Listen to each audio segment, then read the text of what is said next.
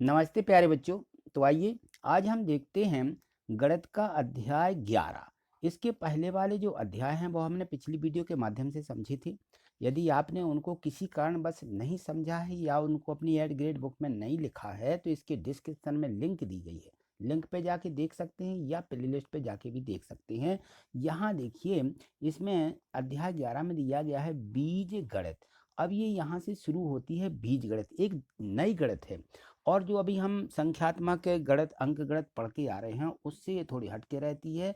ये बीज गणित आगे हमें पढ़ना है और इसको यहाँ अच्छे से समझिए। तो यहाँ देखिए दिया गया प्रश्न एक दिया है कि वह संख्या जिसका मान स्थिर नहीं होता है, चलता रहता है, क्या कहलाती है? जिसका मान चलता रहता है, स्थिर नहीं होता है। ठीक है, स्थिर नहीं होना माने चलते रहना, ठीक है ना। तो वह संख्या जिसका मान स्थिर नहीं होता है वह कहलाती है चर। क्या बोलते हैं उसको? उसको हम चर कहते हैं, जिसका मान स्थिर नहीं होता है। अब यहाँ देखो प्रश्न 2 दिया गया है कि बीज गणित में अज्ञात राशियों के स्थान पर किसे प्रयोग किया जाता है।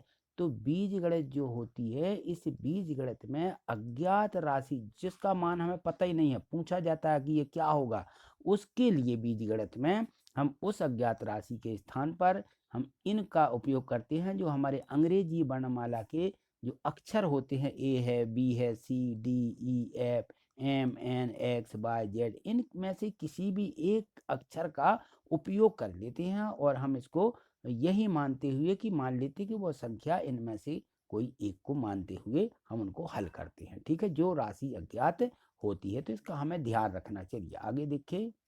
अब यहाँ देखिए प्रश्न 3 दिया है कि x बराबर 3, तो 10x और x धन 10 का मान ज्ञात कीजिए। देखिए यहाँ से ये बीज गणित शुरू होती है कि x से मैं हमारे मान आ गए कि x का मान 3 है, तो 10x का मान क्या होगा, x धन 3 का मान क्या होगा। तो यहाँ हम देखते हैं कि जो संख्या हमारी चर राशि और संख्या साथ में लिखी होती है ये एक दूसरे के गुणांक कहलाते हैं। क्या कहलाते हैं? गुणांक। ठीक है ना। तो इनको हमें गुणांक के रूप में यहाँ पे लिख देना। जहाँ पे x लिखा हुआ है वहाँ पे हम उसका मान रख देंगे। x बराबर यहाँ 3 लिखा है, ठीक है ना। तो इसको हम कैसा लिखेंगे? 10x को 10 गुणित x लिख के 10 गुणित x की जगह पे 3 आ जाएंगे, तो इनका गुणा कर देंगे, 10 तिया 30 उत्तर आ जाएगा। ठीक है, और यहाँ देखो x धन 10 है तो x की जगह पे कितना लिखना है? x की जगह पर यहाँ 3 लिख देंगे x की जगह पर, और तो 3 10 में जोड़ देंगे तो कितना हो जाएगा? यहाँ पे उत्तर आ जाएगा 13। चलिए आगे देखिए। यहाँ प्रश्न चौथा कि माचिस की तीलियों की सहायता से अक्षर ई और ई के रूप में इनके प्रतिरूप बनाइए। प्रतिरूप का मतलब होता है पैटर्न। क्या बोलते हैं इसको? पैटर्न। जो कि आप कक्षा 5वीं में भी 4थी में भी पैटर्न पढ़ के आए हैं, तो वही पैटर्न है और पैटर्नों को हम प्रतिरूप भी बोलते हैं यहाँ पे। ठीक है ना। तो प्रतिरूप हमें उनके बनाना है, किसके? ई के रूप में बनाएंगे। तो यहाँ देखो ई के रूप के इस प्रकार के प्रतिरूप बनेंगे तीलियों से। ये तीलियां हम इस प्रकार से जोड़ के रखते जाते हैं। ठीक है ना। तो ये देखिए यहाँ पे जो तीलियां बनी हुई हैं ये ई बना हुआ है। तो एन बराबर हम मान लेते हैं कि ये 1 है, ये यहाँ पे 2 है, यहाँ पे ये 3 है ना।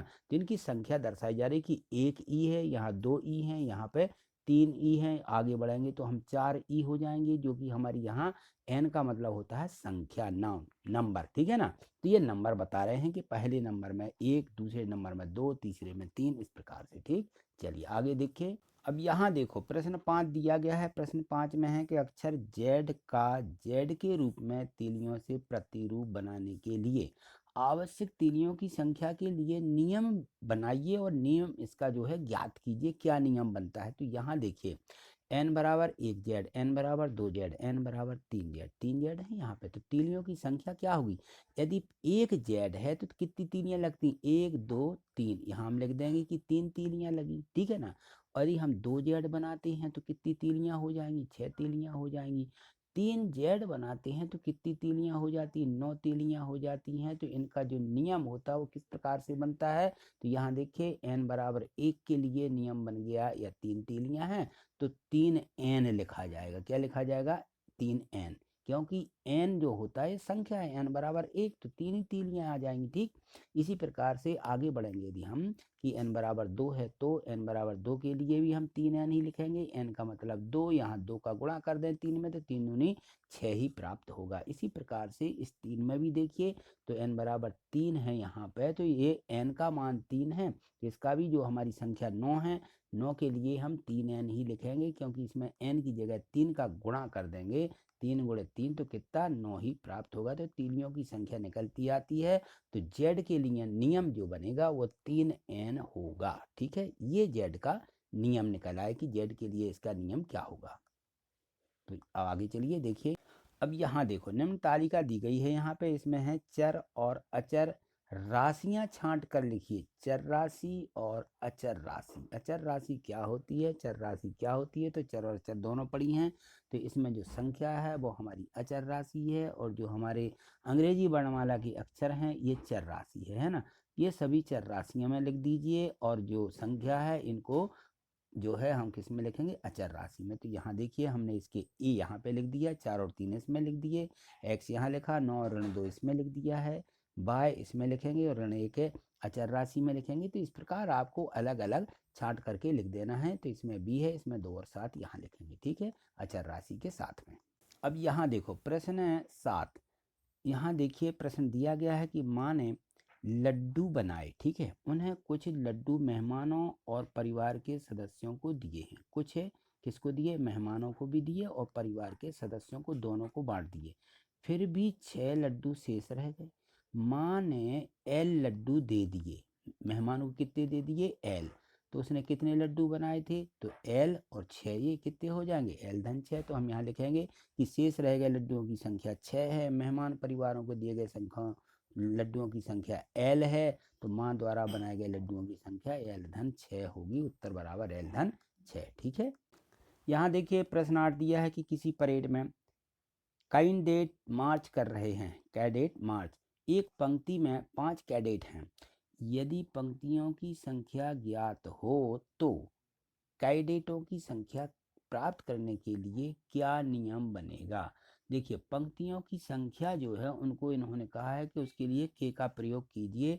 हम चर राशि के का प्रयोग करेंगे कि पंक्तियों की संख्या के है। ठीक है ना, तो प्रत्येक पंक्ति में जो कैडेट हैं उनकी संख्या क्या है, 5। ठीक है ना, प्रत्येक पंक्ति में 5 है, तो नियम क्या बन जाएगा, कैडेट में इनकी संख्या का नियम हो जाएगा 5 के। ठीक है, ये इसका क्या हो जाएगा, नियम बन जाएगा।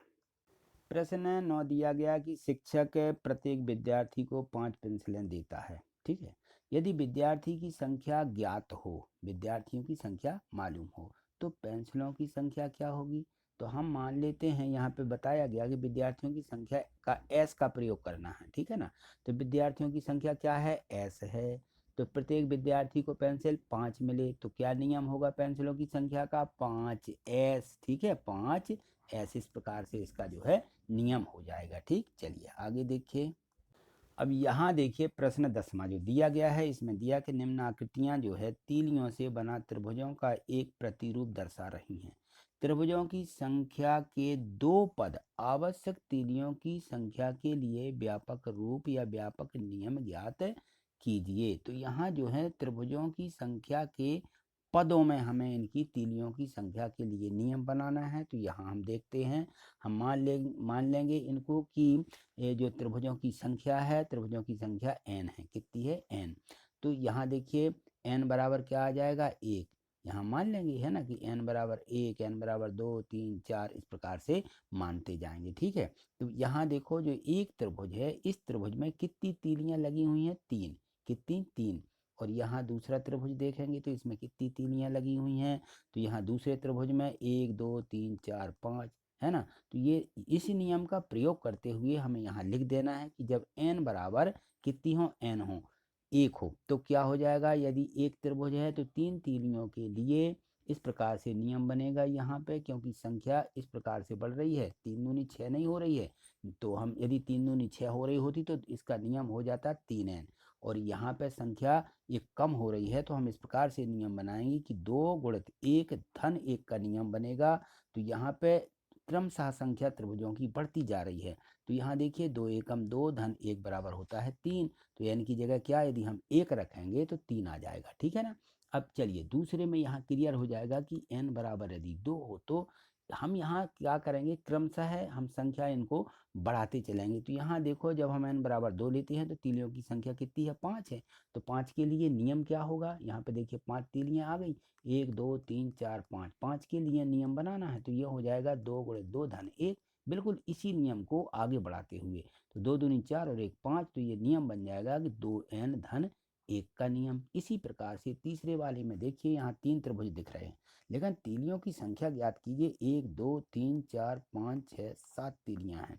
कितनी हैं, संख्या 7 है। तो 7 के लिए नियम यही लागू हो रहा है, 2 3 6 और 1 7, क्योंकि n बराबर 3 है तो यहाँ 3 आएगा, तो 2n धन 1 का नियम यहाँ पे लागू हो रहा है। यही 4 के n बराबर 4 के लिए भी लागू है, तो इसका नियम क्या हो जाएगा, 2n धन 1।